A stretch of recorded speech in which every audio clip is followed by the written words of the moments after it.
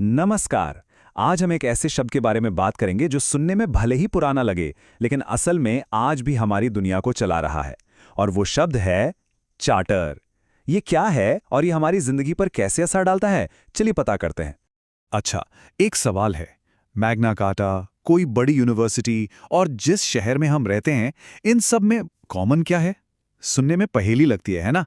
लेकिन मजे की बात यह है कि इन सब का जवाब एक ही सदियों पुराने आइडिया में छुपा है। तो आज की हमारी बातचीत में हम समझेंगे कि आखिर ये चार्टर होता क्या है, कैसे इसने इतिहास को बदला, कैसे इसकी वजह से बड़ी बड़ी कंपनियां और यहाँ तक कि कॉलोनियां बनी, और हाँ, ये आज भी हमारी जिंदगी में कहाँ-कहाँ मौजूद है। तो चलिए शुरू करते हैं। सबसे पहला और सबसे जरूरी सवाल, आखिर ये चार्टर होता क्या है? बहुत ही सीधे साधे शब्दों में कहें तो चार्टर एक तरह का ऑफिशियल ग्रांट है, मतलब एक अधिकार पत्र।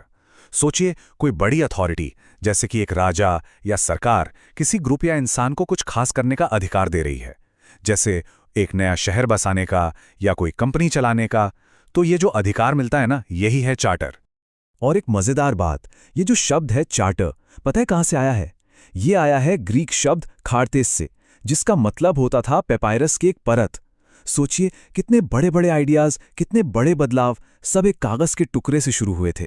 तो अब जरा समय में पीछे चलते हैं और देखते हैं कि कैसे कागज के इन टुकड़ों में इतनी ताकत थी कि उन्होंने बड़े बड़े साम्राज्य बना दिए और लोगों को उनके अधिकार दिलाए। देखिए, चार्टर का कॉन्सेप्ट धीरे धीरे बदला। 7वीं सदी में ये शुरू हुआ चर्च को जमीन देने के लिए। फिर 8वीं सदी तक आम लोगों को भी जमीन मिलने लगी। लेकिन असली गेम चेंजर आया 1215 में, मैग्ना कार्टा। ये सिर्फ जमीन का दस्तावेज नहीं था, इसने लोगों को कानूनी अधिकार दिए। एक बहुत बड़ा बदलाव। और मैग्ना कार्टा, जिसे ग्रेट चार्टर भी कहते हैं, ये शायद इतिहास का सबसे मशहूर चार्टर है। क्यों? क्योंकि इसने पहली बार एक राजा की ताकत पर लगाम लगाई। इसने ये आइडिया दिया कि नहीं, राजा भी कानून से बड़ा नहीं है। ये एक जबरदस्त सोच थी उस जमाने के लिए। लेकिन रुकिए, चार्टर का काम सिर्फ अधिकार देना नहीं था। अरे, इनका इस्तेमाल तो साम्राज्य खड़े करने और पूरी दुनिया की इकोनॉमी को एक नया आकार देने में हुआ। चलिए देखते हैं कैसे। जैसे ब्रिटिश एम्पायर को ही ले लीजिए। उनके दो तरह की कॉलोनियां थीं। एक थी रॉयल कॉलोनी, जिन पर सीधा राजा का राज था, और दूसरी थी चार्टर कॉलोनी। यहां खेल अलग था। इनका शासन किसी एक व्यक्ति या किसी ट्रेडिंग कंपनी को दे दिया जाता था, एक चार्टर के जरिए। और इसका सबसे बड़ा उदाहरण ईस्ट इंडिया कंपनी। और कमाल की बात यह है कि यह सदियों पुराना आइडिया आज भी मॉडर्न बिजनेस की दुनिया में जिंदा है। आज जब कोई कॉरपोरेशन बनता है तो उसे सरकार से जो डॉक्यूमेंट मिलता है, उसे कॉरपोरेट चार्टर कहते हैं। ये एक तरह से उस कंपनी का बर्थ सर्टिफिकेट है, जो उसे एक लीगल पहचान देता है।